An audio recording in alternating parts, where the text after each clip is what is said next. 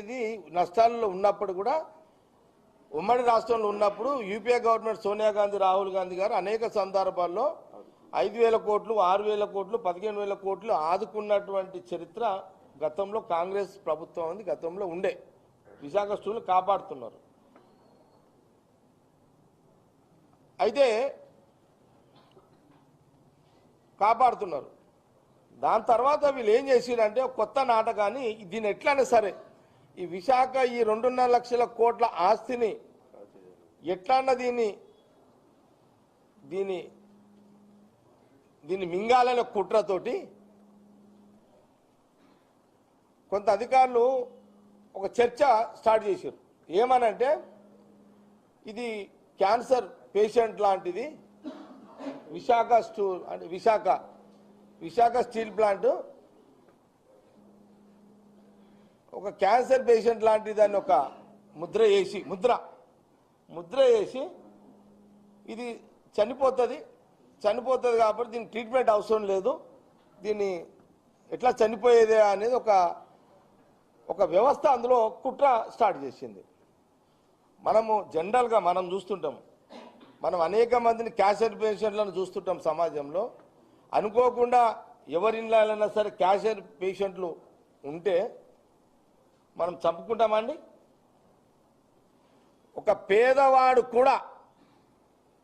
పేదవాడు నెలకు 10,000 జీతం వచ్చే ఒక పేదవాడు కూడా పరిస్థితులు అనుకోలేని పరిస్థితుల్లో ఆ కుటుంబంలో ఎవరికైనా భర్తకో భార్యకో తల్లికో తండ్రికో క్యాన్సర్ పేషెంట్ అయితే లక్షల ఖర్చుతో కూడుకున్న వ్యాధి 10,000 జీతగాడు కూడా 50 లక్షలు కోటి రూపాయలు అప్పులు వేసి ఆ కుటుంబంలో ఆ పేషెంట్ను బతుకుతాడో అనే ఆశతో బతికించడానికి ప్రయత్నం చేసే ఒక ఇంగిత జ్ఞానము కూడా బీజేపీ ప్రభుత్వానికి లేకపోవడం దురదృష్టకరం.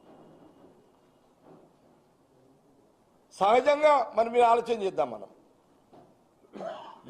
మామూలు నేను ప్రాక్టికల్గా చూసిన, నేను అనేక మంది క్యాన్సర్ పేషెంట్స్ చూసిన. 10,000 జీతం చేసే ఒక భర్త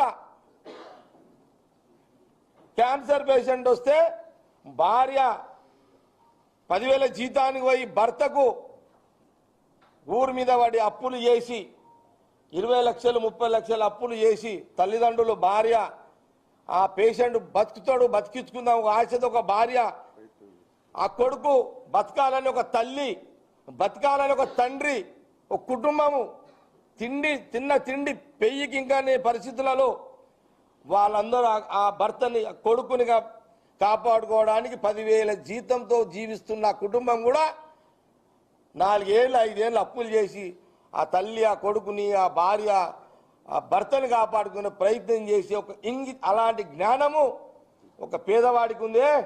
ఈ జ్ఞానం కూడా ఒక బీజేపీ ప్రభుత్వానికి ప్రధానమంత్రికి మోడీకి లేదా? ఇంత షేమ్. ఈ జ్ఞానం కూడా మీ చంద్రబాబు నాయుడికి వైఎస్ఆర్కి మీ పవన్ కళ్యాణ్ లేకపోవడం దురదృష్టకరం. ఇది దురదృష్టకరం. ఆంధ్రప్రదేశ్ ప్రజలారా ఇది దురదృష్టకరం.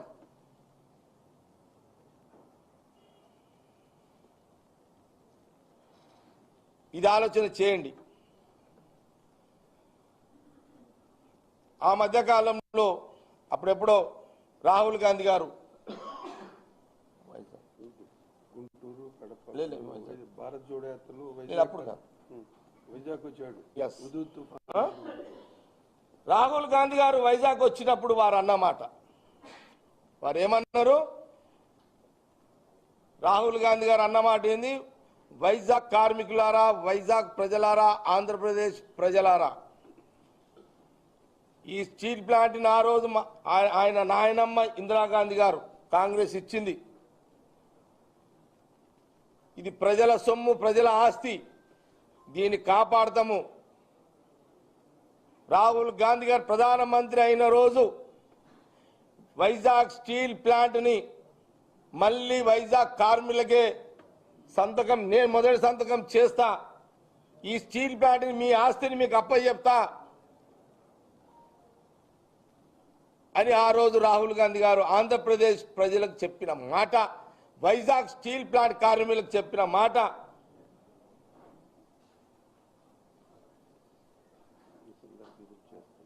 ఆ సందర్భాన్ని నేను ఇప్పుడు గుర్తు చేస్తున్నా. రాహుల్ గాంధీ గారు అన్న మాటను నేను గుర్తు చేస్తున్నా. ఇప్పటికైనా వైజాగ్ ప్రజలు, కార్మికులారా, ఆంధ్రప్రదేశ్ ప్రజలారా, మళ్ళీ ఆ వైజాగ్ స్టీల్ ప్లాంట్ ఆ రోజు రాహుల్ గాంధీ గారు ఒక మాట అంటే రాహుల్ గాంధీ గారి యొక్క కుటుంబము ఒక మాట ఇస్తే మాటకు కట్టుబడి రాజకీయపరమైన ఇబ్బందులు వచ్చినా, రాజకీయ లాభాలు లేకపోయినా ఒక మాటకు, ఒక కమిట్మెంట్కి వాళ్ళు కట్టుబడి పనిచేసే ఒక విధానము రాహుల్ గాంధీ గారిది, రాహుల్ గాంధీ గారి యొక్క కుటుంబాన్ని.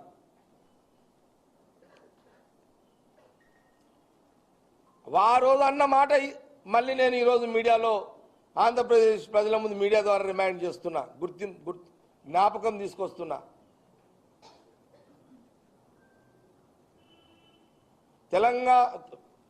తెలంగాణకు ఎట్లా మాట ఇచ్చారో ఆంధ్రప్రదేశ్ ఆ రకమైన మాట ఉంది. నేను ఇంకా చాలా విషయాలు మాట్లాడేది ఉంది. నేను మళ్ళీ ఇంకో సందర్భంలో నేను మళ్ళీ ఇంకో 10-15 రోజులకు వస్తా. ఇంకో 2-3 ప్రెస్ మీట్లు చేస్తా మీ దగ్గర. అందులో ఒక్కొక్క టాపిక్ మీద నేను మాట్లాడతా.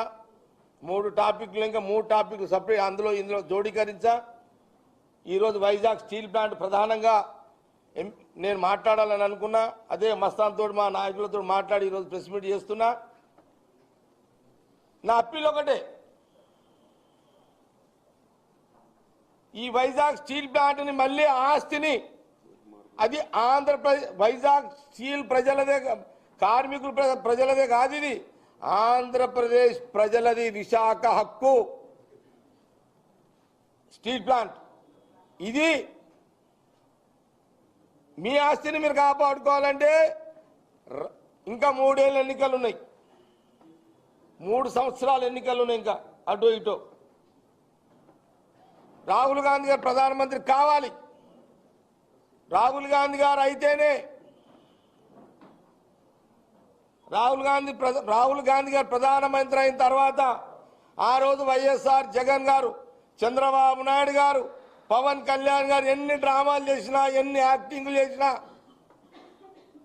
రాహుల్ గాంధీ గారు మాట ఇచ్చిన ఆంధ్రప్రదేశ్ వైజాగ్ ప్రజలకు ఇచ్చిన మాటని వారు ప్రధానమంత్రి అయిన వెంటనే వైజాగ్ స్టీల్ ప్లాంట్ మళ్ళా ఆంధ్రప్రదేశ్ వైజాగ్ స్టీల్ కార్మికులకు హక్కు వాళ్ళకి మళ్ళా అందుతుంది. ఇలా ఇంకో ఆలోచన ఉండదు. దానికి కూడా ఆంధ్రప్రదేశ్ ప్రజలు కూడా ఆలోచన చేయాలి. మీ కంట్రిబ్యూషన్ కూడా ఉండాలి, మీ సహకారం ఉండాలి. మీ సహకారం ఉండాలి అని అంటే వచ్చే ఎన్నికల్లో కూడా పార్లమెంట్ సీట్లు ఎన్ని పార్లమెంట్ 25, ఒక 25 సీట్లలో మా పార్లమెంట్ సీట్లు ఆంధ్రప్రదేశ్ ప్రజలు కాంగ్రెస్ని గెలిపించండి. నేను ఈ మాట అడుగుతుంటే ఇంట్లో ఒకరో ఇద్దరికో కొంత నవ్వు రావచ్చు. ఏమని, ఇక కాంగ్రెస్ లీడర్షిప్పే లేదా ఆంధ్రప్రదేశ్లో? 20 సీట్లలో ఈయన 20 అడుగుతున్నాడు ఎంపీ సీట్లు. కాంగ్రెస్ ఎంపీలను గెలిపిమంటుండు. వీళ్ళ దగ్గర పైసలు లేవు కాంగ్రెస్ లీడర్ల దగ్గర.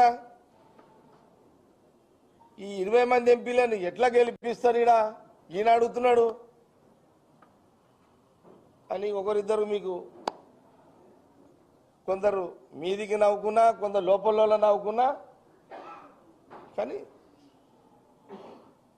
ఒక విషయం గమనించాలి మీడియా కూడా, ఈ దేశాన్ని ఇంక్లూడింగ్ ఆంధ్రప్రదేశ్, ఉమ్మడి ఆంధ్రప్రదేశ్, కోస్తా, రాయలసీమ, తెలంగాణ, ఈ ప్రాంతం నుంచి ఒకప్పుడు 30, 35, 40 సీట్లు పార్లమెంట్లు కాంగ్రెస్ ఎంపీలు ఉన్న చరిత్ర. 41 ఇదే ఆంధ్రప్రదేశ్ నుంచి